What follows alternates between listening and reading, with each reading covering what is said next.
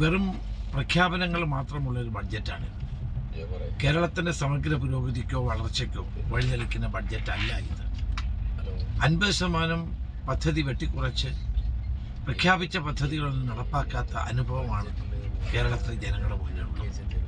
അതുകൊണ്ട് തന്നെ ജനങ്ങൾ ഈ പ്രഖ്യാപനങ്ങൾ വിശ്വസിക്കില്ല. കേരളത്തിലെ സാധാരണക്കാരും പാവപ്പെട്ടവരുമായ ജനങ്ങളുടെ ജീവിതം മെച്ചപ്പെടുത്താൻ ഉതകുന്ന ഒരു കർമ്മ പദ്ധതിക്കും രൂപം കൊടുക്കാൻ ഈ സർക്കാരിന് കഴിഞ്ഞിട്ടില്ല.